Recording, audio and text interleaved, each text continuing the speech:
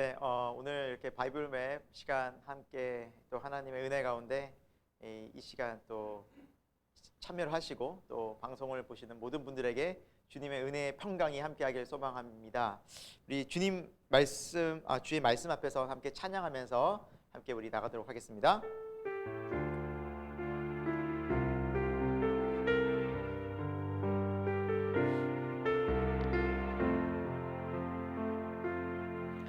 주의 말씀 앞에서 당신은 참된 예배자, 그토록 찾으시던 하나님의 기쁨, 이 세상을 향한 거룩한 생명빛 되어 이 세상을 위한 구원의 소망 되어 영원한 하나님의 나라 함께 세워가리. 주의 부르심 따라, 주의 부르심 따라 당신의 삶을 드릴 때 세상은 당신 안에서 주의 영광 보리라. 이 세상을 이길 주님의 군사 되어 이 세상을 섬길 주님의 손과 발 되어 영원한 하나님의 나라 함께 세워가리. 이 세상을 이길 주님의 군사 되어 이 세상을 섬길 주님의 손과 발 되어 영원한 하나님의 나라 함께 우리 다시 한번 고백할까요? 이 세상을 이길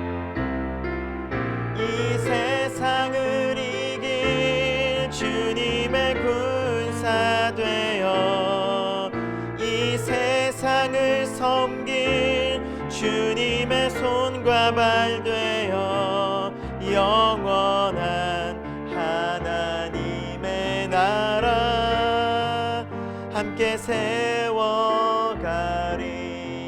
함께 우리 기도하며 시작하도록 하겠습니다. 하나님 아버지, 오늘도 우리를 말씀 가운데 불러주셨습니다.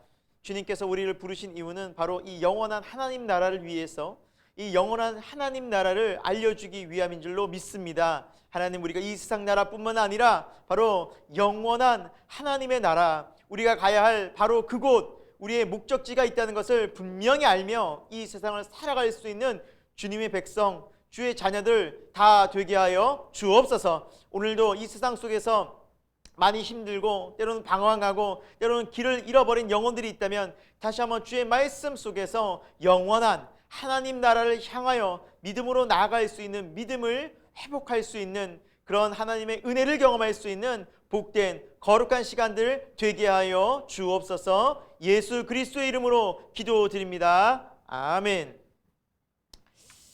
네, 그래서 우리 사도행전 하면서 같이 한번 우리 서신서를 읽고 있습니다. 여러분들이 또 지금까지 읽으셨던 또 서신서를 보셨던 방식과 조금은 좀 다를 수 있겠지만 좀 그 상황에 맞게 또 시대에 맞게 왜 이러한 말씀을 해주셨는가 좀 이유를 생각해 보면서 같이 한번 우리 사도행전 또 서신서 읽었으면 좋겠습니다. 오늘은 특별히 바울의 1차, 2차, 3차 전도 여행 중에 이제 3차 전도 여행에 대해서 우리 좀 살펴보고요 가도록 하겠습니다. 여러분 우리 성경 길라잡이 책을 제가 이제 페이지를 여기 적어놨습니다. 보이시겠죠? 네. 새로운 책은 362페이지고 구는 옛 버전, 옛날 329페이지입니다. 그래서 이 페이지를 여러분 한번 살펴보시고요. 이렇게 찾아서 지금 같이 한번 살펴보도록 하겠습니다. 자, 먼저 우리가 보고 있는 이 통성경 길라잡이랑 또 실제로 우리가 보통 이제 많이 이제 선교에 대한 이제 바울의 1차, 2차, 3차 선교에 대한 그 내용, 그 성경의 분류죠. 몇 장에서 몇 장까지 3차다 하는 부분이 조금 차이는 있습니다. 그래서 우리가 지금 보고 있는 통성경에서는 3차 이 전도 여행을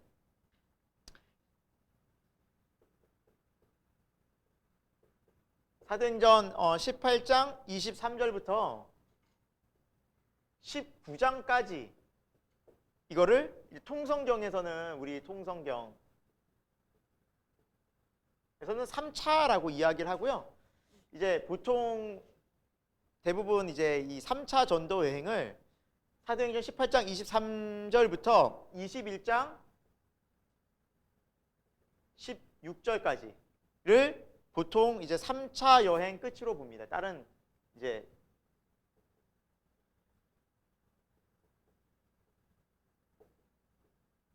좀 저도 이렇게 배웠고 또 대부분이 좀 이거를 좀 통념적으로 따르고 있거든요. 근데 이제 우리가 이제 보는 교재가 어쨌거나 이걸 3차 여행이라고 해서 이렇게 좀 보고요. 이러면 좀 뭐가 달라지냐면 이제 이 부분에서 이제 고린도 전후서가 여기에만 들어가고요.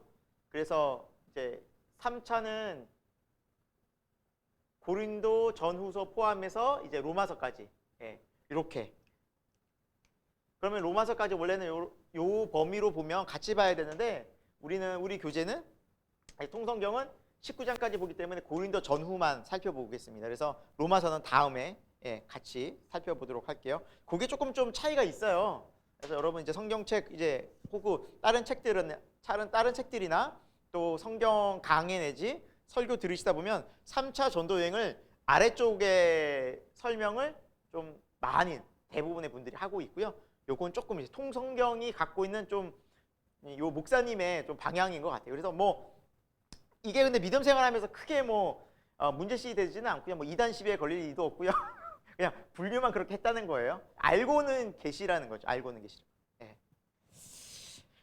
자, 이제 복음 전도 여행 3차 복음 전도 여행을 우리가 이제 가면서 여러분 이제 그 참고는 뒤편에 지도를 참고하시면 좋아요.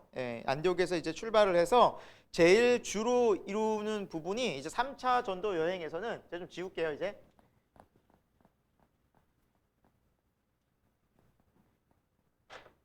이제 3차 전도 여행에서 좀 강조되는 부분이 어디냐면 에베소. 에베소 지역입니다. 에베소 지역이고, 그리고 아까 얘기한 것처럼 우리 고린도 전후서를 쓴 이 성경책 어떻게 이 고린도 전후서가 쓰여지게 되었는가, 이 두 부분이 제일 좀 핵심적인 내용입니다. 이 3차 전도 여행에서는. 자, 에베소에서 이제 성경을 보면 굉장히 오랫동안 이제 있었던 걸로 기록이 되고 3년, 그리고 정확한 두란노라는 지역에서는 2년. 그래서 핵심적으로 이제 전도 사역뿐만 아니라 제자 훈련을 집중적으로 양성한 곳이 바로 이 지역이라고 볼 수가 있고요. 사도 바울의 사역 중에 어떻게 보면 가장 오랜 시간 머문 곳이 아마 이 지역일 거라 보고 있습니다. 그래서 이 지역에서 또 여러 가지 많은 일들이 있었는데요. 같이 한번 우리 교재 먼저 통성경 보면서 이야기 나누도록 하겠습니다. 자, 사도 바울의 3차 전도 여행에서 보시면 이 3차 전도 여행은 에베소 지역을 중심으로 사역이 주로 이루어졌다. 그리고 또 고린도 교회를 위한 편지가 이제 쓰여졌다. 고린도 교회는 언제 세워졌습니까? 2차 전도 여행 때 세워졌습니다. 그렇죠? 여러분 기억이 가물가물하실 수도 있는데 2차 전도 여행 때 고린도 지역에 교회를 세우고, 그리고 한참 지난 후에 한 4년에서 5년 정도 지난 후에 이제 고린도 교회의 이야기들을 듣고 이제 그곳에 편지를 쓰는 것이 고린도 전서 후서입니다. 이제 그 내용을 좀 살펴보도록 하겠습니다. 소아시아의 수도인 에베소에 도착하기 전에 이제 그 지역에 이 에베소에 누가 있었냐면 알렉산드리아 출신의 아볼로라는 이 주님을 믿는 사람이 있었어요. 근데 이 사람이 예수님에 대한 이제 것을 가르쳐 주고 있었지만 정작 이 아볼로라는 사람이 세례 요한의 세례만 알 뿐 예수 그리스도의 십자가와 부활에 대해서 정확하게 알지를 못했어요. 그래서 이것을 누가 전해주느냐? 바로 브리스길라와 아굴라 부부가 이 예수 그리스도의 복음을 전해줍니다. 그래서 이 복음을 듣고 아볼로가 정말 뜨거운 그 다시 한번 마음속에 복음의 열정을 가지고 어디로 가느냐?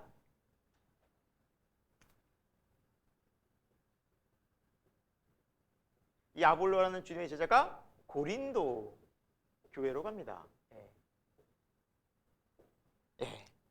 고린도 교회에 가서 이제 고린도 교회는 어쨌거나 이제 2차 전도 여행 때 세워진 교회고 몇 년 동안 이제 제대로 된 지도자 없이 이제 있었기 때문에 여기 가서 또 사역을 열심히 또 주님의 복음을 열심히 전하게 되죠. 이 고린도로 이제 가고 난 이후에 이 에베소에 누가 오느냐? 그때 이제 고린도로 가고 바울이 옵니다. 바울이 에베소에 오게 되죠. 그러니까 겹치지 않죠. 겹치지 않죠. 에베소로 뒤늦게 다시 이제 오고 그러면서 이제 바울의 에베소 사역이 이곳에서 이제 시작이 되는데요. 뭐 열심히 이제 집중적으로 훈련도 하고 복음이 전해지니까 여러분 어떤 일들이 벌어졌을까요? 그곳에서 사람들이 우상을 버리고 예수 그리스도께로 돌아오는 놀라운 역사가 일어나게 됩니다. 당시에 이제 에베소에는 아뎀이라는 이제 우상을 섬기던 아주 강력하게 섬기던 그런 지역이었는데 이 사람들이 복음을 듣고 우상을 버리고 주님께로 돌아오니 여러분 제일 손해나고 제일 그것 때문에 막심한 경제적 피해를 입은 사람들은 바로 우상을 만들고 그 우상을 팔던 사람들이었어요. 장사하던 사람들. 그래가지고 데메드리오라는 이제 우리 성경책 이제 보겠지만 그 사람을 이제 중심으로 이제 이 어떻게 보면 이제 바울의 일행을 예수 그리스도를 믿는 이 제자들을 이제 공격하고 그들이 이제 추방하려는 어떤 운동, 폭동이 일어나게 되죠. 폭동이라고 하는 그런데 아주 모여서 엄청 이제 아데미의 그 신상의 이름을 외치면서 그곳에서 굉장히 난리를 또 일으키게 되고 그러면서 바울이 더 이상 여기에서 오래 못 있겠다. 또 다시 피해 오게 됩니다. 마게도냐 지역으로. 그 과정이 바로 우리가 지금 살펴볼 그 바울의 3차 전도 여행의 이야기입니다. 그래서 이 에베소에 머무는 기간 동안 고린도 전서를 썼고요. 정확하게 고린도 후서는 에베소가 아닌 마게도냐로 왔어. 마게도냐에 피해 있었잖아요. 그래서 마게도냐에서 고린도 후서를 쓰고 고린도 전서는 바로 이 에베소에서 쓰게 됩니다. 가까이 붙어 있습니다. 마게도냐와 에베소 지역은 지도를 보시면 아마 아실 겁니다, 여러분. 그래서 이렇게 진행이 되고요.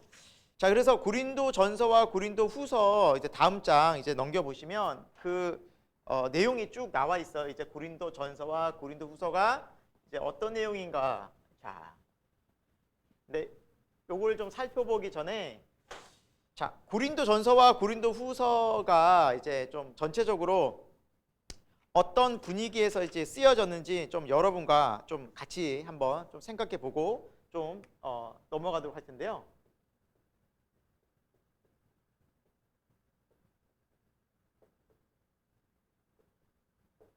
자, 고린도 후서와 고린도 전서가 이제 쓰여지게 된 배경이 어떻게 되냐면 자, 아볼로라는 그 주님의 제자가 고린도 지역에 가서 이제 교회를 돕게 되는 일이 벌어진다고 그랬잖아요. 그렇죠? 은혜를 받고 이제 고린도 교회를 갑니다.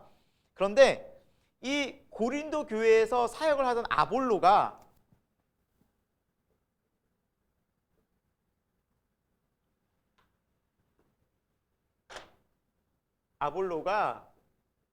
고린도 교회에 소식을 전해주게 돼요. 고린도 교회에서 사역을 하던 이제 아볼로가 이제 에베소로 와서 이제 바울과 주님의 제자들에게 이제 고린도 교회의 일들을 알려주게 됩니다. 그런데 고린도 교회에 많은 문제들이 있다라는 것을 이제 아볼로가 전해줘요. 그래서 고린도 전서에 보시면 여러분 거기에 보면 막 분쟁의 문제, 뭐 성적인 문제, 또 교회 안에서 뭐 우상 음식에 대한 문제, 다양한 문제들이 많이 나타나는데 이러한 문제들이 많다라는 것을 이제 사도 바울에게 알려줍니다. 그래서 사도 바울이 고린도 뭘 쓸까요? 전서를 씁니다. 이걸 알려줘야겠다. 이 고린도 교회에 이런 문제들이 있구나. 그래서 뭐 분쟁의 문제라든지 우상 제물에 대한 문제라든지 또 교회에 대한 부분, 성만찬 부분, 또 뭐 이제 바울의 특히 사도권에 대한 뭐 여러 가지 많은 이제 부분들에 대해서 이야기를 쭉 쓰는데 그것이 고린도 전서입니다. 자, 에베소로 찾아온 이 아볼로에게 다시 이걸 전해주면서 가서 좀 전달 좀 해주라. 다시 가서 전달하라 그러는데 아볼로가 가기를 꺼려해요. 왜 꺼려했겠어요? 거기 돌아가면 너무 힘든 거예요. 가보니까 보통이 아닌 거예요. 그 분쟁이 휘말리고 막 교회가 어지러우니까 보통이 아닌 거예요. 그래서 아볼로가 저 못 가겠는데요. 그래가지고 아니 그렇게 나와요. 성경에 보면은 우리 살펴볼 텐데 그래서 누굴 보내냐? 디모데를 보내요. 디모데가 여러분 그렇지 않습니까? 그래서 이럴 때 정말 충성스러운 참 제자가 정말 중요한 것 같아요. 그렇게 아볼로 같이 이게 훌륭한 제자가 가기 힘들었는데 아무도 안 간다고요. 아볼로가 안 가면 다들 이제 침묵하고 있었겠죠. 서로 나 시키면 안 되는데 이러고 있었는데 디모데가 믿음으로 가게 됩니다. 믿음의 이렇게 바울의 영적 아들 디모데가 또 순종하게 되죠. 자, 이제 디모데가 이제 거기 가서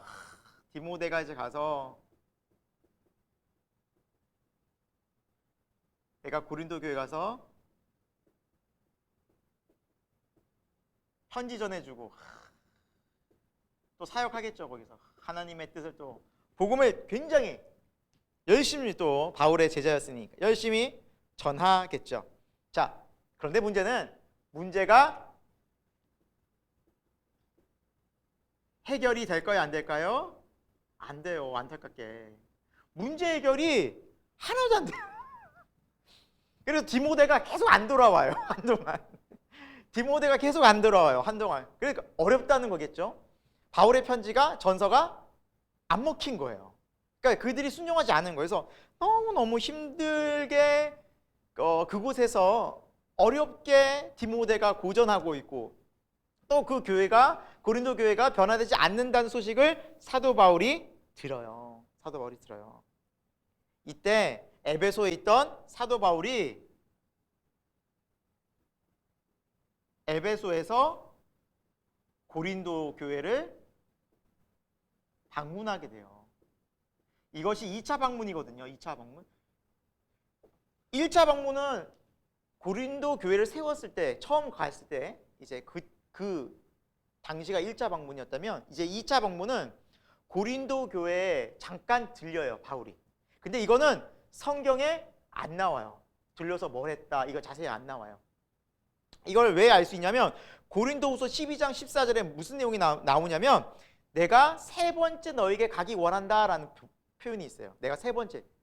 그러면 두 번째가 있었다는 얘기잖아요. 그래서 학자들은 아마 이때 에베소에 있을 때 너무너무 이제 디모데가 안 돌아오고 힘드니까 내가 안 되겠다. 편지도 안 통하니까 결국에는 어떻게 직접 가서 말하는 거잖아요. 우리도 좀 그렇잖아요. 교회에서 우리 목사님들이 성도가 잘 안 나오고 힘들어요. 그래서 전화 무슨 일이세요? 전화를 안 받거나 받아 뚝뚝 끊어. 막 문자 했는데도 막 연락이 제대로 안 돼. 그럼 어떻게 되겠어요?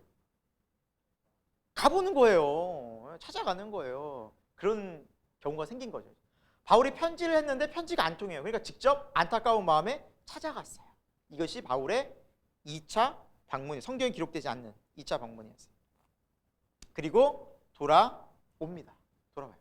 그리고 다시 돌아와서 이제 제가 여기다 쓸게요. 여기다가 잘 안 보이니까 눈물로 눈물의 편지를 하나 써요. 내가 너 와서 보니까 너희들, 그러니까 그 바울의 권면을 일단은 거기서 얘기를 했지만 안 들은 거겠죠. 제대로 안 들어서 눈물의 편지를 와가지고 또 막 씁니다. 이게 고린도후서 2장 4절에 나와요. 내가 눈물로 쓴 편지가 있다. 근데 이 편지가 현재 이 편지가 보존이 안 돼 있어요. 썼다라는 내용만 나와요. 눈물의 편지가 있었어요. 근데 이 눈물의 편지를 우리는 현재 발견을 아마 잃어버린, 분실했거나 뭔가 이제 문제가 생겨서 우리가 현재 못 봤어요.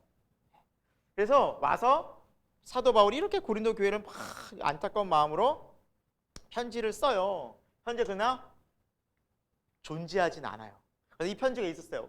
고린도 2장 4절에 보면 내가 너희로 눈물로 편지를 썼다라고 그 앞에 나오는데 고린도후서 2장에, 근데 고린도후서는 아니에요. 이게 전서도 아니에요. 이미 썼기 때문에. 그래서 중간에 편지 서신서가 있었겠다라고 학자들이 이제 추정을 하는 거죠. 바울의 이 말을 빌어서. 그러나 현재 남아있진 않다. 네. 자, 이 편지를 받고 그리고 소식을 딱 들어보니 드디어 어떤 일이 벌어졌느냐? 고린도 교회가 회개하게 돼요.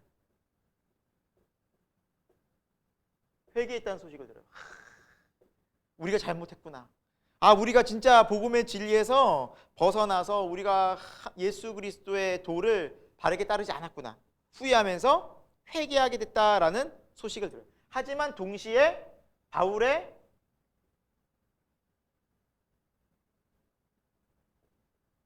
사도권을 의심하는 사람들도 있다라는 소식도 들어요. 바울의 사도직에 대해서. 바울이 진짜 사도 맞아? 하면서 진짜 사도가 12세자 아니잖아 하면서 진짜 직접 하나님 예수 그리스도께 함께 배운 그런 사도에 대한 그런 어떤 의심을, 공격을 받는 소식도 있다라는 것을 전해 듣게 돼요. 그래서 이러한 이야기를 듣고 자, 뭐를 쓸까요? 이제 고린도 후서를 써요. 후서를 쓰게 됩니다. 이 고린도 후서는 이제 디도라는 제자가 가서 이제 전하게 주게 됩니다. 디도라. 그래서 고린도 후서에는 회개했다는 얘기를 듣고 바울이 참 위로받고 우리 서로 위로하고 또 감사하고 이런 편지의 내용들이 쭉 나오고 사도권에 대한 얘기 또 나와요. 여기 고린도 후서에는. 이런 스타일, 이렇게 흐름을 가지고 고린도 전후서가 이제 쓰여지게 돼요. 그러니까 왜 이거를 쭉 우리가 좀 먼저 흐름을 잡고 가냐면, 여러분 교회 한 곳이 건강하게 세워지는 것이 결코 쉬운 문제가 아니라는 거예요. 그러니까 사도 바울조차도 이 교회에 정말 이렇게 피나는, 또 교회를 위해서 헌신하는 많은 충성된 사람들이 정말 편지를 전하고 또 소식 전하고 기도하고 또 찾아가고 이 교회가 건강하게 세워지기까지 얼마나 많은 애를 썼다라는 것을 보여주는 거예요. 그러니까 교회는 쉽게 우리가 생각했을 때 뭐 기도 좀 하면 되겠지, 예배 좀 드리면 되겠지, 그러지 않아요. 엄청난 세상에 공격이 있고 그 공격을 이겨내기 위해서는 철저한 말씀 중심의 신앙이 서야 되고, 그러지 않으면 이단들 또 수많은 정말 이제 믿지 않는 사람들 방해 엄청나게 많은 거예요. 그래서 우리가 교회가 어떤 곳이, 그리고 교회 하나가 건강하게 세워지게 이렇게 얼마나 많은 정말 기도와 헌신과 수고가 있는가, 또 바른 말씀이 필요한가라는 것을 배우게 되는 거죠. 결국에는 교회가 다시 회복되게 됩니다. 그래서 고린도 후서에는 그 부분까지 나와 있습니다. 자, 이제 여러분 페이지 이제 다음 페이지에 고린도 교회 보낸 첫 번째 편지에서 고린도 전서가 있잖아요. 예, 그 내용을 한번 우리 좀 살펴보도록 할게요. 이 내용을 좀 어느 정도 아웃라인 잡고, 자, 바울이 아직 에베소에 있을 때 목회를 하고 있던 누가 찾아옵니까? 아볼로가 찾아와요. 근데 너무나 많은 문제가, 아볼로 얼굴 표정을 보니까 너무 지친 거야. 돌아가고 싶지 않은 표정이 역력해. 너무 힘들어 보여. 그래가지고 이렇게 어렵구나, 이렇게 힘들구나 라고 이제 소식을 듣게 되죠. 근데 이 고린도라는 지역이요, 왜 이렇게 막 정말 교회가 힘들까? 이제 고대에 이 고린도라는 지역이 상업 도시라서 굉장히 무역이 활발하고 많은 사람이 오고 가고 잘 사고 부유한 그런 지역이었어요. 그렇다 보니 여러 가지 많은 문화들이, 안 좋은 세상의 물질들이, 풍요에 대한, 또 세상 문화에 대한, 돈에 대한, 또 세상 쾌락에 대한 문화들이 엄청나게 뒤섞여 있었던 지역이 바로 고린도 지역이었어요. 그러니까 쉽지 않았다는 거죠, 사역이. 그래서 그곳에 이제 문제들을 안고서 이제 고린도 전서를 쓰게 됐는데, 첫 번째 나타난 문제가 분파 문제였어요. 그래서 누구는 아볼로에게, 누구는 뭐 베드로에게, 누구는 바울에게, 누구는 그리스도에게. 그래서 뭐 아볼로파, 소위 그리스도파, 바울파, 막 이런 파들이 막 생겨나게 되는 거예요. 그러면서 우리가, 교회가 누구 파로 나눠지는 곳이 아니다. 교회는 그리스도 안에 한 몸 된 그러한 지체고 연합된 공동체고, 우리는 예수님을 머리로 한 몸이다. 우리가 그런 곳. 그래서 교회가 어떤 곳이라는 설명이 쭉 나와요. 그래서 여러분, 고린도 전서 3장 16절의 말씀이 우리가 잘 아는 말씀인데, 너희가 하나님의 성전인 것. 하나님의 성령이 너희 안에 계시는 걸 알지 못해. 이렇게 말하잖아요. 너희가 하나님의 성전인데 왜 나누어지고 분리됐느냐? 하나님의 성전이 어떻게 나누어지느냐? 우리는 하나다. 그리스도 안은 하나다. 성령이 계시는 공동체다. 성령이 하나 되게 하신 것을 힘써 지켜야지 왜 나누어지느냐? 우리가 잘 아는 말씀들이 그런 이유에서 나온 거예요. 성령의 공동체지. 우리가 그래서 말씀을 쭉 읽다 보면 이런 게 굉장히 강조가 돼요. 사람이 아니다. 우리는 성령 안에 하나다. 그래서 이런 것들이 왜 나오게 되었는가라는 것을 이 상황 속에서 우리는 이런 말이 나올 수밖에 없었구나라고 배우게 되는 거죠. 그리고 쭉 이제 아래쪽에 보면 7장에는 결혼에 대한 문제가 나와요. 예, 그 앞쪽에는 뭐 그 어떤 성적 문제, 또 이 성과 결혼이 또 연결이 돼, 가정이 연결이 돼 있잖아요. 그래서 남성들이 이제 결혼한 남성들도 타락한 거예요, 성적으로. 가정이 깨지고. 그래서 이 결혼, 가정이 얼마나 소중한가? 이제 그런 부분에 나와 있고, 또 우상 제물에 대한 문제. 그래서 많은 우상들을 섬기고 있으니 그 우상 앞에서 그 식사하는 문제, 이런 게 나와 있고, 그리고 11장부터 14장까지는 예배에 대한 이 부분에 있어서는 뭐 교회가 어떤 곳이고, 그리고 또 우리가 어떤 은사를 받았고, 또 여러분 잘 아시는 그 은사 중에 가장 귀한 은사는 사랑이고, 그래서 사랑으로 우리 모든 교회가 연합해야 된다, 이런 걸 강조하고 있고요. 그리고 15장에는 부활까지도 이렇게 쭉 나와 있습니다. 자, 여러분 책 이제 새로운 책은 365페이지 가운데고요. 또 여러분 쭉 전해가지고 책은 아마 이제 쭉 가운데 좀 몇 페이지예요? 332? 네, 332페이지 가운데 쭉 보면, 자, 바울이 고린도 성도에게 자신을 파송해 한 디모데를 잘 대해줄 것을 당부했다라고 나오잖아요. 그리고 아래쪽에 보면 바울은 아볼로에게 고린도에 다시 돌아가려고 여러 차례 권면했지만 아볼로는 전혀 갈 마음이 없었습니다. 아볼로가 고린도 교회에서 정말 힘들었던 것 같습니다. 그래서 고린도서 16장 12절에 이 내용이 나와요. 그래서 바울이 권면하는데 안 간다, 힘들다고 이제 거절하게 되죠. 그래서 그 정도로 이제 힘든 교회였구나. 아무리 여러분 사역지가 힘들어도 목회자가 못 가겠는데요. 정말 얼마나 어려웠을까 짐작을 해볼 수가 있겠죠. 예, 교회 다시 돌아가기 싫대요. 고린도 교회. 그만큼 교회가 혼란했던 거죠.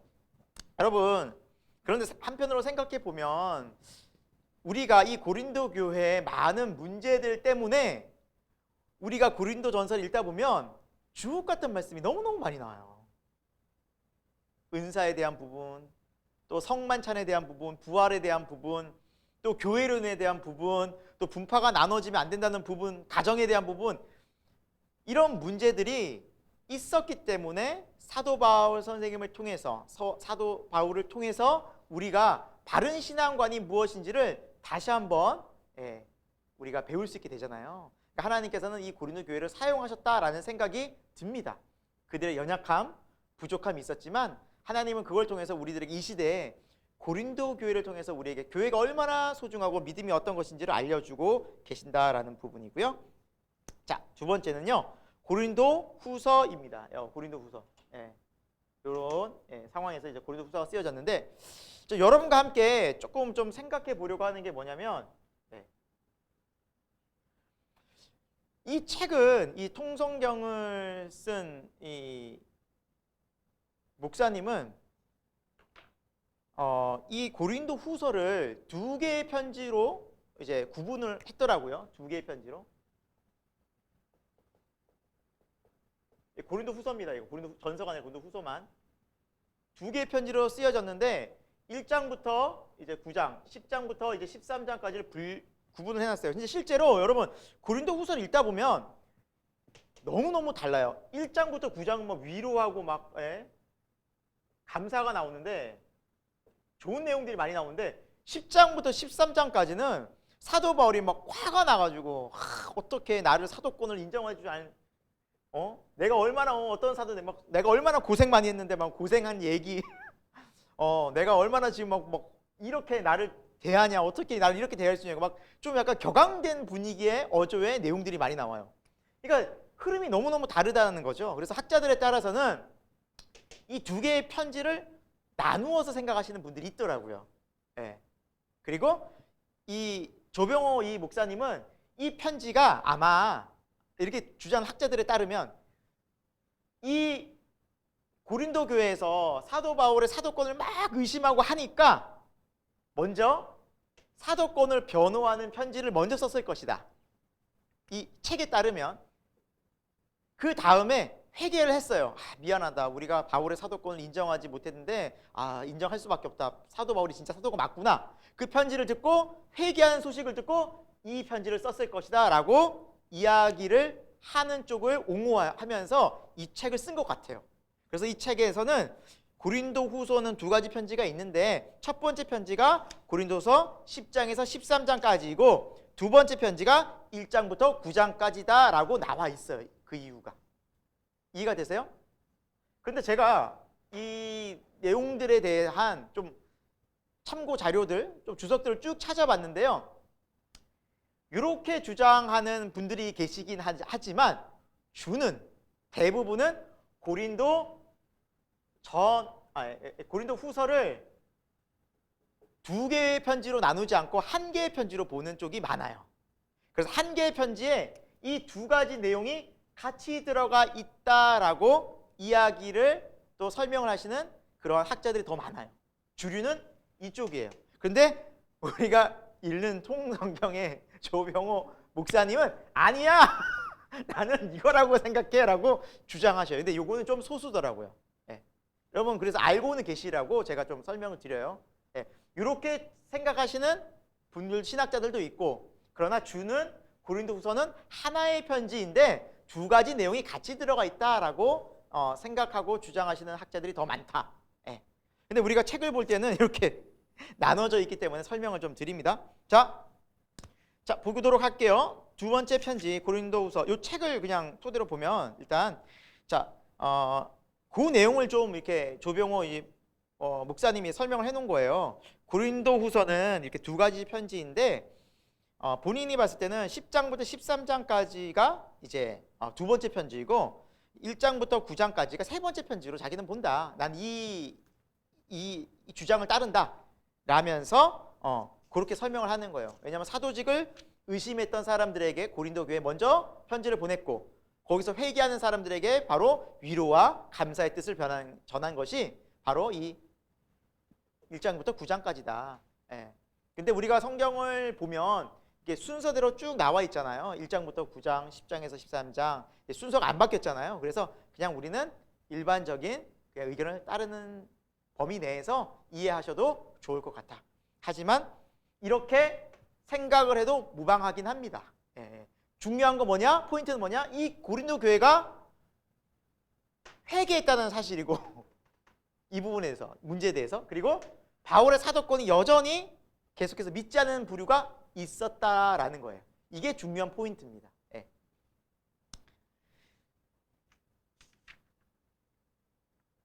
자, 좀 우리가 요 교재는 이렇게 해서 고린도 전후서까지 좀 개관을 잡고요. 자, 우리가 이제 성경책으로 가보도록 하겠습니다. 성경책 우리 사도행전 펴보도록 할까요?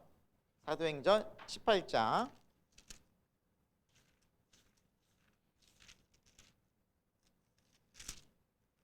네. 18장 24절부터 신약 219쪽. 이거는 통일됩니다. 자, 우리가 이제 219쪽 신약 219쪽. 네, 사도행전 18장 24절부터 우리 같이 살펴볼게요. 자, 우리가 개관을 잡았으니 이거 지워도 되겠죠? 예.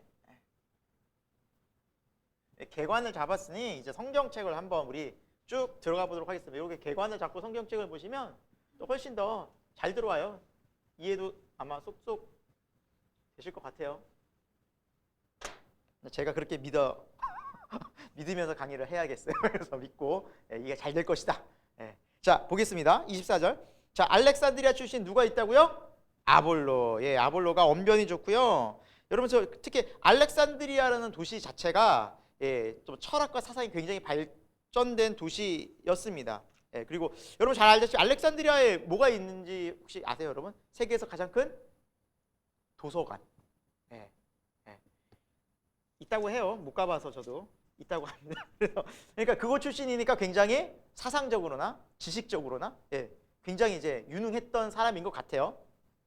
언변이 좋고 성경에 아주 능통했던 사람이에요. 근데 뭐가 25절에 보니까 뭐가 있어요? 열심만 가지고 막 이렇게 전했는데 요한의 세례만 전했어요. 요한의 세례.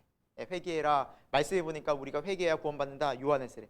자, 근데 이렇게 열심히 증거하는 그들을 누가 봤냐? 그를 누가 봤냐? 브리스길라와 아굴라 부부가 딱 들어요. 아, 이 사람은 근데 예수 그리스도의 복음을 제대로 전해주면 진짜 유능한 사역자가 될 것 같아. 그래서 복음을 딱 전해주니까 너무 큰 은혜를 받는 거예요.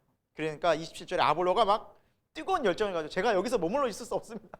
제가 한 진리를 가지고 아가야가 이제 고린도 지역이거든요. 그래서 고린도 교회 가서 제가 열심히 한번 목숨 걸고 사역해 보겠습니다 하고 간 거예요. 열정 갖고. 근데 우리가 알다시피 쓰러져 가지고 왔죠. 아무튼 열정 갖고 갔어요. 가기는. 자, 그래서 그곳에 가서 많은 유익을 주니까 28절에 어때요? 많은 유대인들이 이기고, 그러니까 뭐 엄청난 정말 영적인, 그러니까 유능한 지도자가 왔다고. 그러니까 여러분 우리가 고린도전서 1장에 보면 아볼로파가 나오잖아요. 근데 그 파에 나머지 분들이 어떤 분이에요? 게바, 누구요? 베드로, 바울, 그리스도.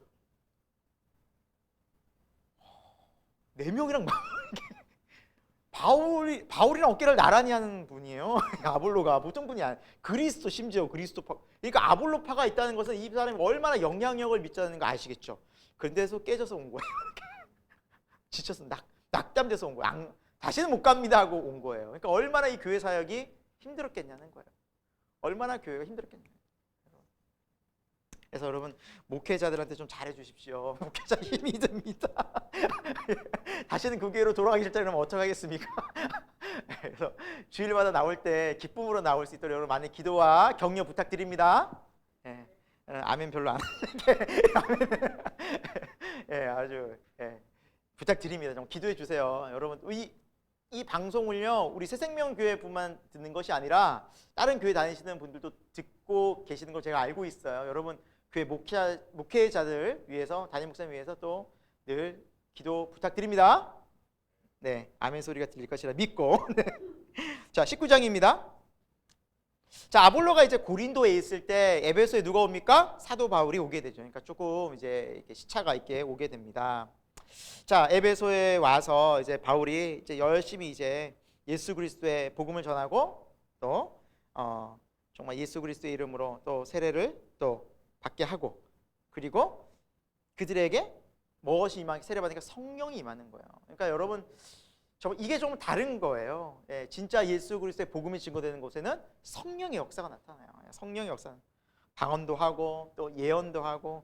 예언은 뭐라 그랬죠? 말씀을 맡아서 전하는 거죠. 그러니까 하나님의 바른 말씀을 전달자가 되는 거예요. 그렇죠? 말씀이 살아나고 뭐 이것뿐이었겠습니까? 뭐 성령이 충만하면 그렇죠? 회개케 되고요. 기쁨이 충만하고 우리가 이 성령 충만할 때 그 느낌이죠. 죄에서 떠나고 거룩한 삶들이 회복되는 거겠죠. 이런 놀라운 역사들이 이제 일어나고 거의 12사람쯤 변화됐고 이제 거기서 담대히 이제 복음을 전하는 일들이 이제 벌어지게 되고요. 그리고 이제 9절 아래쪽에 쭉 보면 제자들을 또 세우며 제자 훈련을 시키고 두란노 서원에서 날마다 강론하니. 그래서 우리 두란노라는 이제 저기가 있죠. 예. 자, 두란노 서원이 여기서 나왔습니다. 두란노 서원이. 거기서 이제 날마다 강론을 합니다. 그래서 얼마 동안 10절에 보니까 2년, 2년 동안 열심히 매일같이 강론하니까 2년이 정말 얼마나 많은 정말 역사적인 일들이 많았겠습니까? 그러니까 밑에를 보면 그래요. 얼마나 막 놀라운 일들이 벌어졌는지 막 기적들이 막 나타나고 해요. 그때 13절에 보니까 마술을 하는 어떤 유대인들이 시험 삼아서 이제 귀신 들린 자로, 야, 바울이 저렇게 막 놀라운 역사가 일어나고 또 바울을 따르는 제자들이 이렇게 놀라운 역사가 일어나니 자신들도 그 바울과 제자들처럼 예수님의 이름을 시험 삼아라는 뜻이 뭐냐면 예수님의 이름을 이용해서 한번 불러보자, 우리도 한번 해보자, 진짜 그런 일이 벌어지나 안 벌어지나 시험 삼아 해보자라고 귀신 들린 사람에게 시험한 거예요. 어떤 일이 벌어졌을까요? 그 중에 이제 14절에 보니까 스게와의 7 아들, 제사장, 당시 제사장의 아들이었던 그런 제사장에서 스게와라는 사람의 7 아들들도 그 일에 가담해서 여러 명이 이제 막 한 거예요. 야, 한번 해보자. 그런데 15절에 보니까 이 악한 귀신이 뭐라 그래요? 내가 예수님도 알고 바울도 알아. 우리가 다 알아. 근데 너희는 누구냐? 하면서 오히려 이 귀신 들린 사람이 잡아먹지 잡아가냐. 여기 보니까 이거 막 몸을 상하게 했다라고 했어요. 맞은 것 같아요. 두들겨 맞은 거 아니야? 심하게. 보통 이제 귀신 들린 사람 우리가 못 봐서 그렇지 이제 여러분 정신없는 사람이 이렇게 하면은 못 감당하잖아요. 그래서 엄청 맞으신 것 같아요, 이분들이. 그래서 맞고 옷을 다 막 찢기고 뜯겨가지고 벗은 몸으로 도망가게 됩니다. 그러면서 그 일들이 어떤 일로 변화되었느냐? 아, 진짜 귀신 입에서 그런 일이 튀어나오고 하니까 이 능력이 진짜구나. 그러면서 많은 사람이 두려워하게 된 거예요.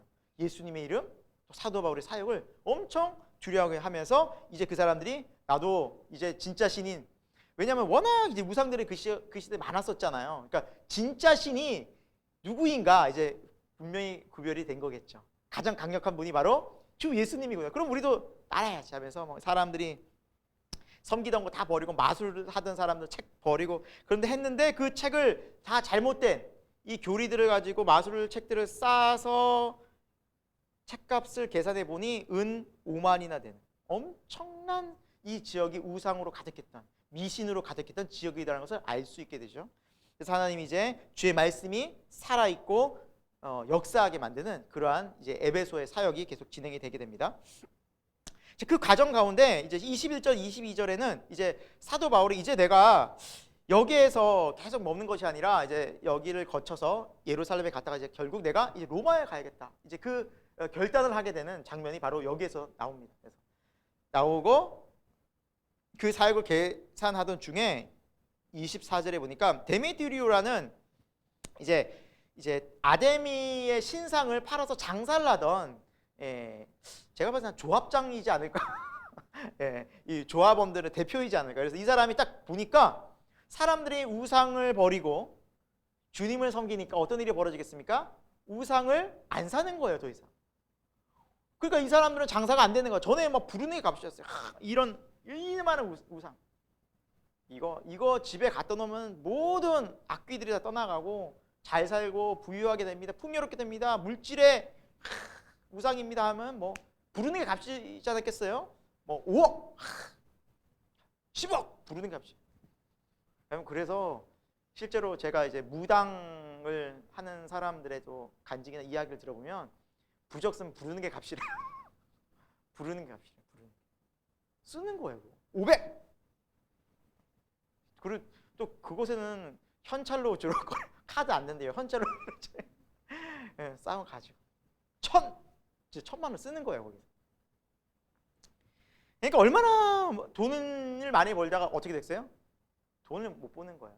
그러니까 자신들의 삶의 풍요로움이 없어진 거예요. 돈을 쉽게 물질을 못 벌게 되니까 이 사람들은 이제 너무너무 속이 상해가지고 어떻게 할까라고 이제 방책을 구한 거죠. 그래서 26절에도 보면은 바울이 뭘 자꾸 얘기해요? 사람의 손으로 만든 것이 신이 아니다. 이제 이 주장인 거죠. 참 신은 손으로 만든 신이 아니다. 어떻게 우리가 신을 손으로 만들겠느냐? 만들어진 신은 신이 아니다 이미. 인간이 만든 신이 어떻게 거기 갇혀있는 신이 신이겠느냐 생각해봐. 그러니까 사람들이 맞거든. 그래 우리가 신을 다 만들었으면 이게 신이야? 우리보다 못한 존재인데? 신은 만들 수가 없다. 얘기 들으니까 맞거든요. 그러니까 사람들이 복음 듣고 막 회개하고 변화되는 거예요. 그러면서 이제 그러한 상황 속에서 이 사람이 어떻게 할까 이제 고민하다가 이제 바울 29절에 보니까 바울과 같이 다니던 제자들이었죠. 가이오, 아리스타고 이런 사람을 붙잡아가지고 막 괴롭히고 이 사람 큰 공연장으로 데려가서 이제 그 사람들을 혼내주고 막 공격하고 막 그래요. 그때 사도 바울이 내가 들어가서 구해줘야 되니까 사람들이 말려요. 31절에 보면 연극장에 들어가지 말라고. 지금 사도 바울 당신이 들어가면 잡혀가지고 우리가 전체가 어려워. 당신만이라도 좀 피하시라고. 당신이 잡히면 어떻게 되겠냐고. 그러니까 당신은 피하시라고. 그러면서 이렇게 막 하고 이제 막 그런 어려움에 봉착하게 됩니다. 그러면서 수많은 사람이 연극장으로 모여가지고 거기에 모여가지고 막 외치는데 34절에 보니까 크다 에베소 사람의 아데미어 아데미어 하기를 몇 시간 동안 외친다고요? 2시간 동안. 근데 여러분 쭉 이제 이 글을 읽어보면 밑줄은 치지 않았지만 32절의 아랫부분에 보면 태반이나 어찌하여 사람들이 모이는지 알지 못했다 그래요. 그러니까 이 무리들의 특징이에요. 왜 모이는지도 몰라. 소리 지르니까 같이 질러. 야 우상 생기면 좋대. 돈 번데 알았어 나도 살게. 그러니까 자기 생각 분명한 확신도 없이 분위기 따라서 가는 거예요. 그러니까 아데미어 아데미어 하면서 이 우상을 섬기는 이 외침을 2시간 동안 하는 게 제정신입니까? 제정신이 아니죠. 왜 외치는지도 모르는 사람들이 외치고 있는 거예요. 다른 사람 외치니까. 그래서 여러분 군중 심리가 그렇게 무서운 거예요. 진짜 무서운 거예요. 거기에서 내가 아닌데 라고 말 못해요. 안 해칠 수가 없다니까요 여러분. 그러니까 잘못된 무지가 이끄는 그 열심이 얼마나 무서운지 몰라요. 자신도 왜 가는지도 모르고. 근데 거기에 35절에 보니까 서기장이라는 한 사람이 나타나는데 이제 서기장이라는 것은 당시 그 지역을 행정적으로 관할하던 사람이었어요. 행정관리였죠. 근데 이 사람이 굉장히 지혜로운 사람이었던 것 같아요. 일단 진정을 시켜요. 워워 진정을 시키고 이제 이야기를 풀어 나가는 거예요. 36절에 보니까 여러분들이 이제 너무 경솔하게 행동하지 않았으면 좋겠다. 근데 왜냐면 이제 행정을 하니까 약간 이성적일 거 아닙니까? 이 사람이 감성적으로 저러다 폭동 일으키면 온 나라가 그 다음부터 어떻게 돼요? 감정이 북받치면 사람이 그 감정을 작게 아주 그냥 뭔가 풀겠어요? 아니면 막 폭력적으로 풀겠어요?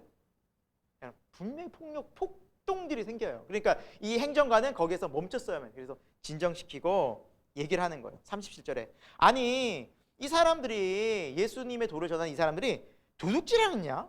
혹은 비방했냐? 우리 신을 비방했냐? 그러지 않았잖냐? 우리가 왜 이렇게 감정적으로 대처하냐 여러분들이. 그러면서 38절에 쭉 읽으면 우리가 재판할 수 있다. 재판이란 건 뭐예요? 이성적인 거잖아요. 왜 잘못했는지 변론하게 되고 재판하고 우리가 서로 고소하면서 공정하게 이 과정을 이끌어 갑시다. 그리고 이 집회는 불법이요 하고 40절에 딱 선포를 해버리니까 사람들이 흩어지게 돼요. 네, 또 하나님의 또 놀라운 은혜이기도 했지만 감정적인 사람들의 그런 마음들을 이성적으로 다스려 주니까 그게 진정이 되는 거예요. 그래서 정말 이 한 지혜로운 이 서기장이란 이 사람 때문에 그 상황이 어쨌거나 당장은 멈춰지게 됐어요. 하지만 전체적인 분위기는 해결이 된 상태로 돌아간 것이 아니라 그래 우리가 말 들어보니 일리가 있네 행정적으로 처리해야지 하면서 그냥 마음속에 일단은 삭히지 않은 분을 안고 돌아가긴 했어요. 그러니까 에베소 지역에서 더 이상 사도 바울이 사역을 계속 할 수 있는 분위기 아니에요? 아닌 거였어요. 이 사람들이 고소고발하면 사도 바울은 어떻게 해야 돼요? 복음 전하다 말고 끌려가고 거기 가가지고 또 변론하고 복음이 제대로 전해? 진리가 없잖아요. 그러니까 길을 떠납니다. 다시 어느 지역으로? 마게도냐 지역으로. 고린도 지역으로 가는 것이 20장에 나옵니다. 그런데 우리는 지금 이 통바이블을 한다. 길라잡이는 20장까지 안 가고 19장까지만 설명이 되어져 있어서 제가 부득불 여기서 끊겠습니다. 요 다음 내용은 고린도 전서인데 벌써 50분이 지나서 시간 왜 이렇게 빨리 가죠? 빨리 가요. 여러분 집중해서 들어주셔서 너무 고맙고요. 우리가 다음 주에는 또 고린도 전서 밑줄 친 거를 같이 한번 볼게요. 참 우리가 신앙생활 하면서 여러분 이 세상에서 믿는 자로 사는 것이 참 쉽지가 않아요. 세상 그걸 이해 못하고요. 공격하고요.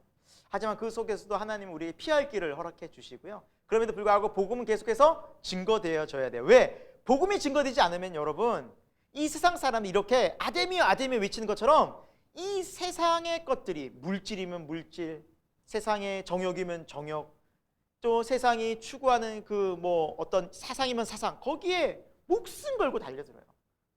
그걸 이길 수 있는 것은 뭐예요? 예수 그리스도의 십자가밖에 없어요. 그러니까 사도 바울이 그걸 아니까 복음 전도를 멈출 수가 없었던 것입니다. 여러분 오늘날 많은 사람들이 교회를 욕합니다. 교회 안 좋은 얘기 많이 듣죠.